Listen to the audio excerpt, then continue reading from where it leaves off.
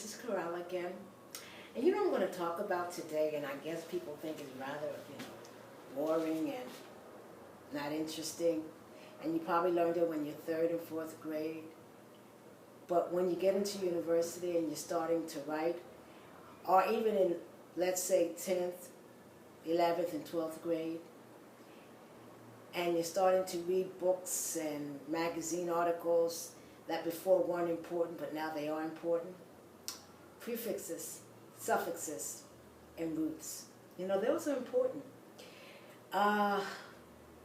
You know what a prefix is, right? Because even the very word tells you, before. Right? It's a fragment of a word. And usually that fragment comes from Latin, sometimes Greek. And it helps you to understand what a lot of times in English we call $64 million words. And these fragments have meaning. Some come from Greek, some come from Latin. Let me give you some examples, some that you already know. But before I do that, let me give you an example of suffixes that you already know. For example, you know that if a word ends in ly, this is a suffix, right? For example, instead of saying happy, you say happily. Instead of saying, sad, you say sadly. That word goes from an adjective which describes a person who's sad or a person who's happy to the action, how you do the action. I did it sadly. I spoke sadly. So now it's an adverb. So an ly at the end of a word describes the action, and it's an adverb because an ly in English, not all the time now, because you can't say all the time, but many times is a signal that a word is an adverb. Another example is the S. Now the S in English is used a lot. The S in English is used with verbs, the present tensive indicative, present indicative, you have the verb to talk, I, you, we, they talk. But if you're talking about he or she or it, you add the suffix or the inflection, right? Or the ending, whatever you want to call it, the S. So it's he, she, it talks, walks, plays. Whether you're talking about regular verbs or irregular verbs. Okay. So those are examples of suffixes. Now those suffixes do not come from Latin. That's more the Germanic part of English. But a lot of the suffixes, a lot of the prefixes more than anything. Because suffixes are used generally in order to give you parts of speech. But prefixes is to help you to understand a word. Let me give you an example. I have my computer. I don't know if you can see it. When you go to the doctor's office and they're talking and you have no idea what they're talking about? Do you know why you don't have any idea what they're talking about? Because a lot of times when they're talking about parts of the body, they do not use the Germanic or the normal English word for that. For example, if you have the word, what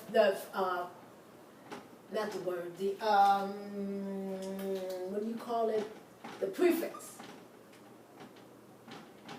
You see the word? I don't know if you can see it from here, but this is C-O-R. This is a fragment, that's what a prefix is. Now this one is from Latin, C-O-R-D and C-O-U-R. All of these mean heart. But this is from the Latin. Now let me show you heart when it's from the Greek, and you'll recognize it.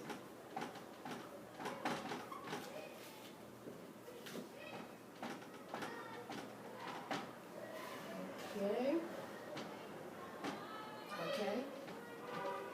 So let's look at this.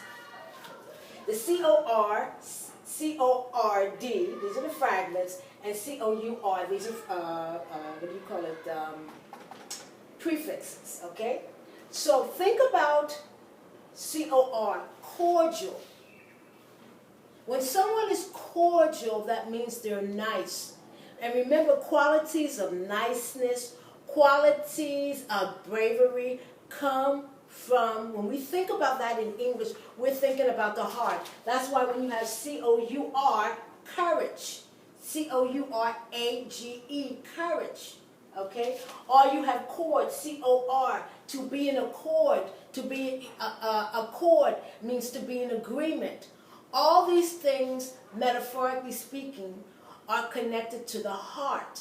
Now that's the prefix C-O-R, C-O-R-D, C-O-U-R. That's the Latin. Comes from the Latin for heart. But from the Greek from heart, we have cardio, right? You have a cardiogram. That has to do with the heart. A cardio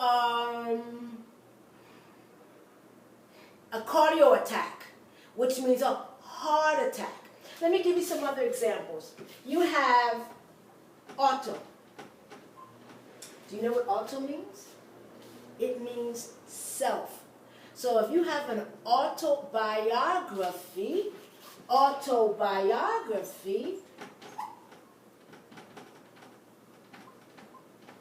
you can read this word by reading its prefix, its root, and its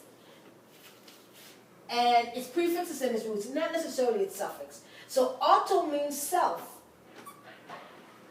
Bio means life. And graph means written or write. So this is someone writing about their life, an autobiography. So if you know your prefixes, suffixes, and roots, you're able to look at a word and you're able to interpret that word. That is, you can look at that word and almost just read.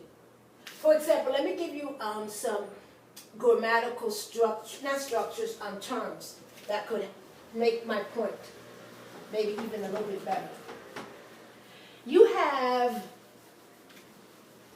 because English can be a crazy language, you have in English things that are called homophones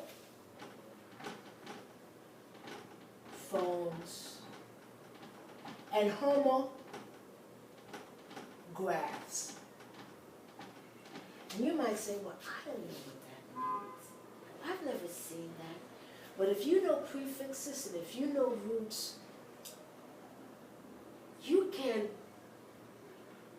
try to get an idea, maybe a rough idea of what a word means. The word homo means same. Right?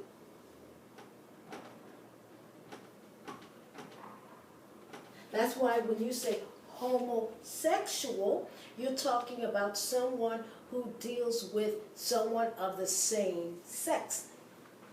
Okay, so that's homo, same. Okay. Phone means listen or hear. So, or sound. So you have same, sound. Here you have homograph. Once again, homo means same. Graph means writing, same writing. So what does that mean? What do you mean by the same sound? Well, you've heard of the words. Two, and two, right? These are homophones. Two, and two. Words that have the same sound, but what's very important, they're not written the same. One is T-O, T-W-O, T-O-O. And much more important, they don't have the same meaning. Okay, you also have the word there, and there. Once again, homophone, same sound. Words that are written differently, but sound the same. There, T-H-E-I-R, there, T-H-E-R-E, and there, T-H-E-Y, apostrophe R-E. Okay, so that's homophones. Words that sound the same, but are written differently. But how about when it says homographs, same writing? What does that mean? Okay, let's look at it. In English, we have words that are written exactly the same,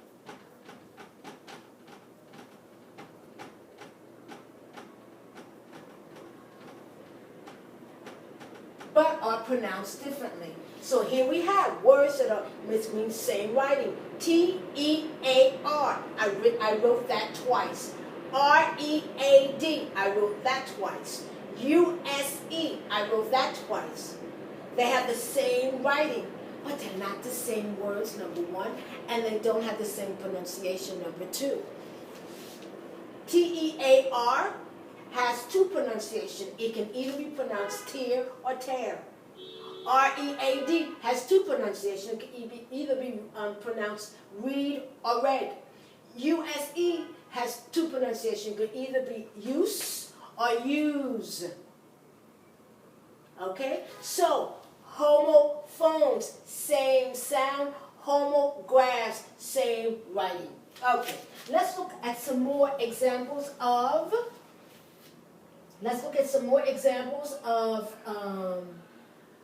prefixes that are somewhat important. You have the prefix, just a second, let me just erase here. You have the prefix lingo, okay, or ling, okay. Well, when you study language, what are you studying? You're studying linguistics, okay. Now that's from, let me make sure that I'm correct on that. That's from Latin, and it's from the Latin word which means tongue. Okay. Now, we also have from the Latin word, from the Greek word that means tongue, gloss. Right? And this is from Greek, and it means tongue. And when did we use this? Well, at the back of the book, what do you have? You have the glossary. Okay. Now, let me give you another example. In Latin, the word for finger or toe is digit. Right? Now, when you want to count, what do you count? You can count numbers or you count digits. 1 digit, 2, 3, 4, or let me give you some more. Let me give you a couple more examples before I run out. Oh, I think this is interesting. The Latin word for talk, speak, say. Let me make sure that I'm doing this correctly. Yes, from talk, speak, say is dict. That's the Latin. And we took the prefix dict. This is the fragment of the Latin word for talk, speak, right? Dict. Now think about it. Here we have to dictate. But what I think is interesting, what do we call someone with only his words and what he says is important? That's called a dictator. That comes from Latin. From the Greek, the Latin, right, to speak, dictator. All these words that we normally, I don't know, either know them but don't know exactly what they mean, or we don't know them and we ignore them. If we understand prefixes and roots, and to a certain extent, suffixes, because I told you suffixes usually is Germanic, and it tells you parts of speech where the word is a noun, plus maybe a verb, plus an adverb or an adjective. It can really help us to understand words that maybe we don't meet every day or are more academic in nature.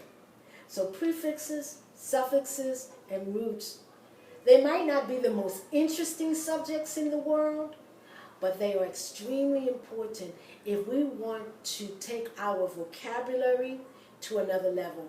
If we want people to understand that we have a certain level of education. So once again, Corral and Ficklin McLean at welcome.com.